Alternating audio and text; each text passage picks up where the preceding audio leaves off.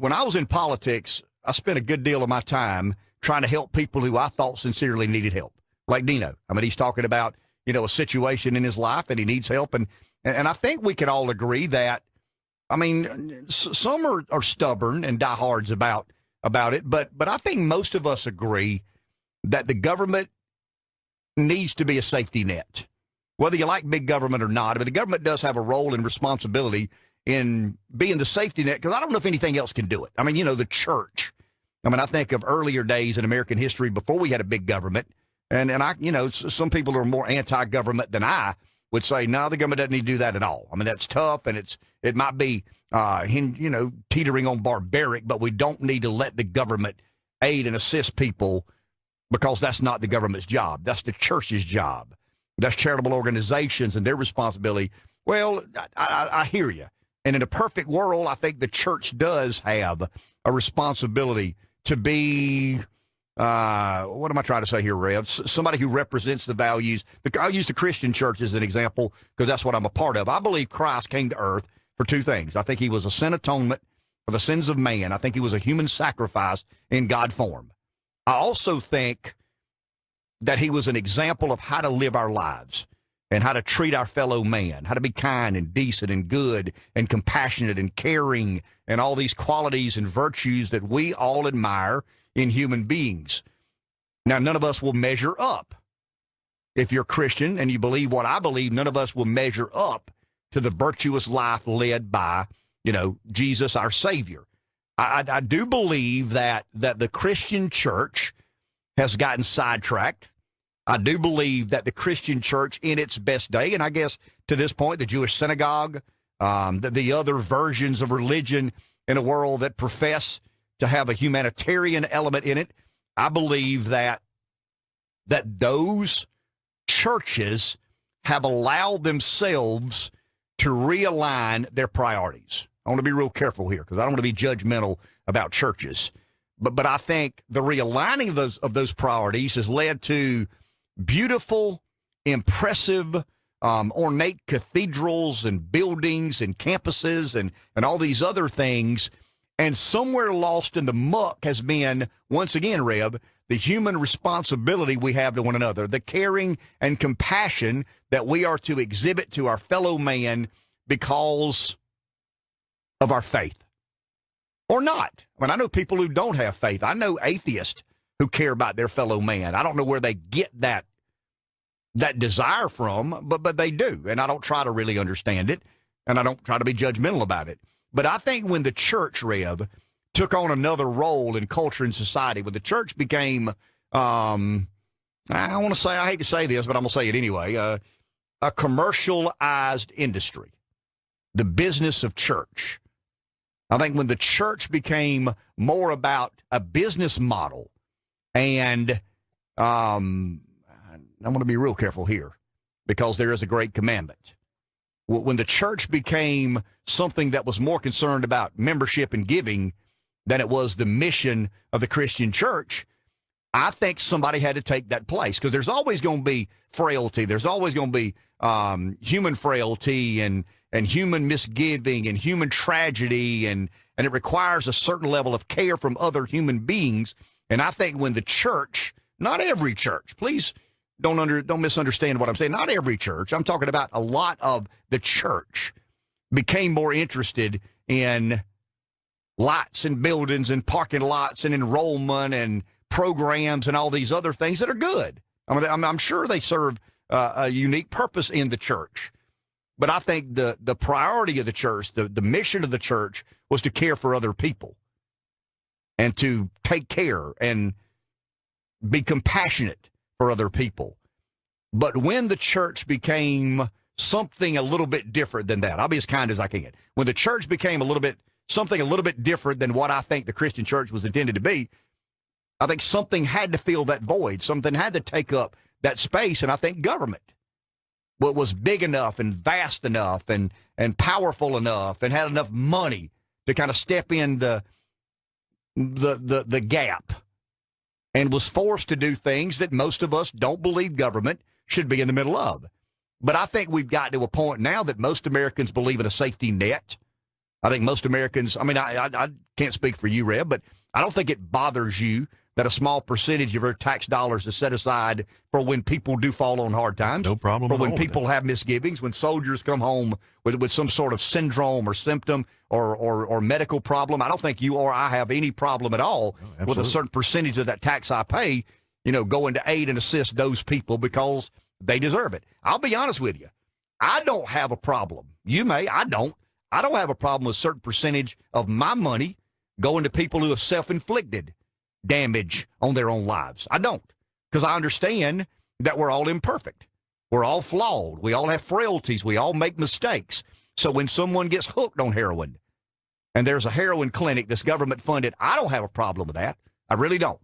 I mean, I do believe in personal responsibility. I do believe in the rugged individualism that I think is important to America and the way we govern. But I don't have a problem, because I don't have a problem with the reality of living in an imperfect world. So if you take a small portion of my tax dollars and you try and rehabilitate a crack addict or a heroin addict, I mean, I don't have a problem with that. What I do have a problem is people who are able to take care of themselves, who end up in places because of not a military issue, not going overseas and fighting for your country and getting injured or having some psychological disorder develop as a result of that. You just choose to be lazy.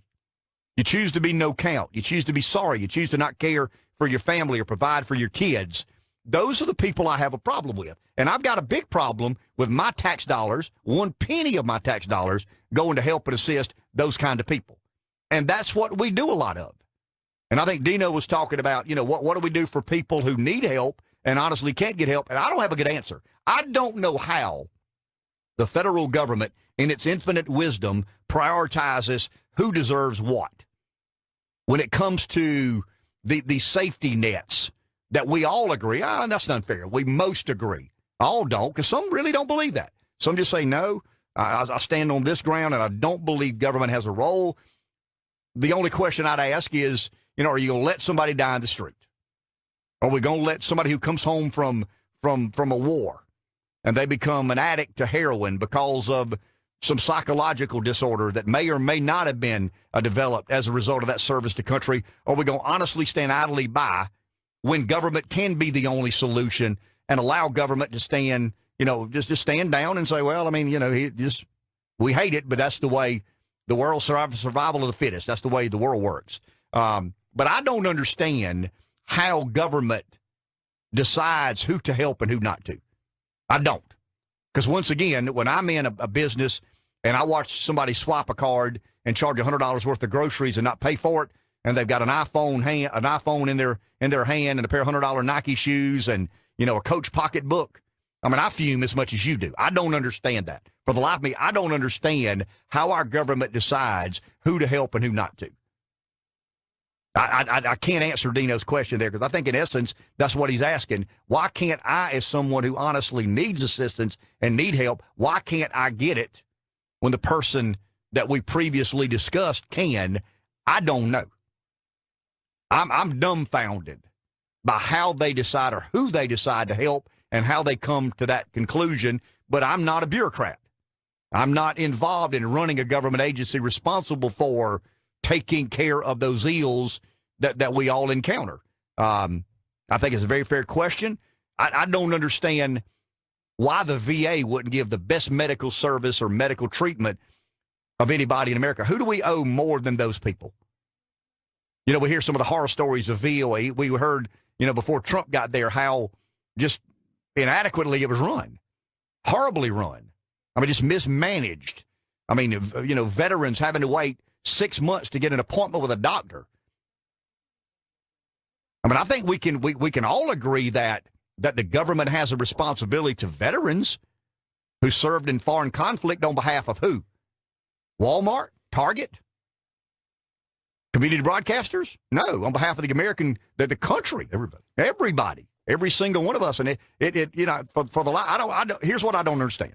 I'm going to speak it in a very Pamplicoenian way. I don't understand how the federal government can allow, it's got to be better than this, how it can allow somebody to have an iPhone 10 in one hand, an EBT card in the other, charge $100 worth of groceries and not pay for it, and a veteran have to wait 6 months to get a doctor's appointment.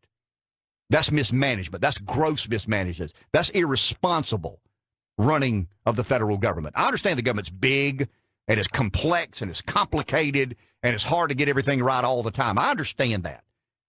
And I don't believe most people in the government intend for things to turn out the way they do. I don't think intent is the motivator in why things are like they are. But once again, I think it's unforgivable that we live in a country, when we're talking about who to help and who not to help, it's pretty easy to find somebody with an iPhone 10 and an EBT card. It's pretty hard to find a veteran who says, I've had exemplary health care and my relationship with the VA provider has been as it should be. And I just think there's something turned upside down with that model. I understand the politics. I understand the voting bases that politicians have to placate to and kind of adhere to the rhyme and reason of how you win elections. I get all that.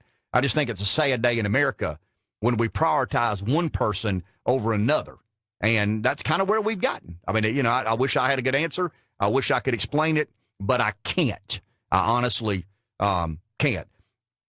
I was going to talk about Howard Schultz. We may do that tomorrow because I've got a lot of information I put together, Rev, in relation to Howard Schultz. And the one thing he's got to do. I'm interested that you're so interested in him. I'm interested in Schultz because we were right about Trump. I mean, we saw that coming. You and I are the sole reasons that Donald Trump is serving in the White House as president. Blame us, CNN. I'll take that. Yeah, blame us, NBC and Washington Post and CNN and all the others for, you know, our promoting in good old South Carolina. Because South Carolina's a relevant, you know, state in Republican primaries because it's early and it kind of sets the stage. You got Iowa, New Hampshire, then South Carolina. So the reason I'm so intrigued by Schultz is the challenging to the duopoly.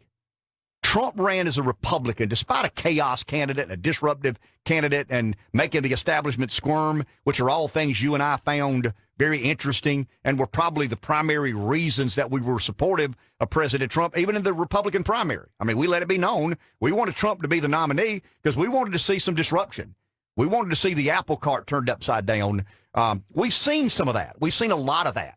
Now, we've seen a complete and total resistance to everything Trump has tried to do. The apple cart fighting back. Well, I mean, and it's not just the Democrats. I mean, there's a lot of status quo Republicans, establishment Republicans who have pushed back on Trump, not the agenda necessarily as much as the disrupt. You know, if you got all the power, the last thing you want is somebody threatening that power. I think Schultz is interesting because he's got a lot of different views on a lot of different things that people will find very reasonable. Idiots don't make $3.4 billion selling coffee on every street corner.